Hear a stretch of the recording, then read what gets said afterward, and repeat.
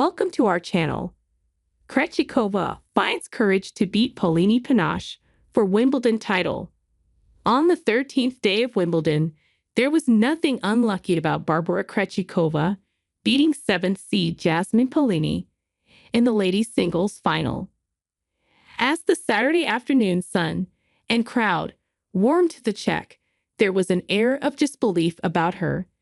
The 31st seed won through in 3 sets, 6-2, 2-2, 6-6-4 in a final that had so many unpredictable changes in momentum.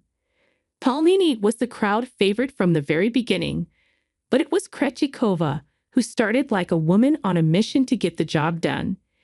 In the post-match interview on court with the BBC's Annabel Croft, the 28-year-old revealed that the late Jana Novotna, her mentor and former coach, had told her to win a singles Grand Slam.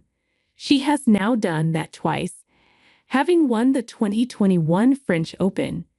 Novotna famously lost in 1993 against Steffi Graf on the same patch of grass through a loss of nerve and serve, but came back to claim the crown 5 years later. Krejcikova fully deserved to match the woman who changed her life by serving it out in a pulsating final game. As for the Italian, it was her second major final seback in a matter of 5 weeks. Her Paris defeat to the Queen of Clay Iga Swiatek was predictable, even though she started faster in that match.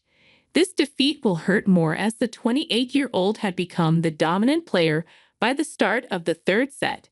She took defeat with grace and can console herself by fully committing after tension took her hostage in the 1st set.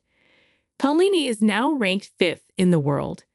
The Czech, who now has an almost perfect record of 12-1 in slam finals thanks to her doubles brilliance, started as if she needed to meet someone for an early tee. She won 10 of the first 11 points and barely put a return or serve into the net. Paolini's service speed was below the mid-90s, so there were no free points there either. 2 breaks of serve and 35 minutes later, there was a possibility of a very quick final. Paolini left the scene after the 1st set destruction, and her return kick-started a change in mood and intensity. The serves were considerably meatier. The change of speed befuddled the world. No. 25.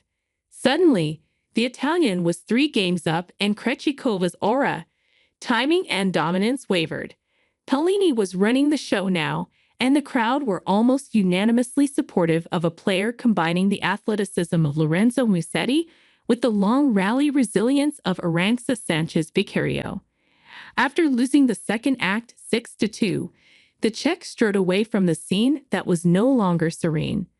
The 3rd set shootout changed the narrative again. There were love service games on both sides. Nobody was taking the script by the scruff of the neck, although Paolini still had the strut of Saturday afternoon fever. Suddenly, that fever turned into a bug at 3-3 when she double faulted on break point after using a challenge to check the first serve. It was the quietest and longest gasped moment of the match. This wasn't supposed to happen to center court's adopted Italian terrier. The former world No. 2 still had to serve it out, which was okay for 5-3, but at 5-4 and 30-0 she stalled. There was a double fault. Paolini was alive again, and 2 separate breakpoints followed. If it had gone 5-5, the French Open runner-up would surely have carried less baggage to the checkered flag. Bravely, Krejcikova kept serving big and hitting deep enough to see it home at the 3rd time of asking when a return sailed out. It was an incredible run for Krejcikova, who showed no real signs of being a contender after taking 3 hours and 15 minutes to navigate her way past Veronika Kudermetova in the 1st round. When she was comprehensively outplayed by 2022 champion Elena Rybakina in the 1st set of the semifinals, it appeared a match too far. Yet here she was standing with the Venus rosewater dish. She could scarcely believe it was real.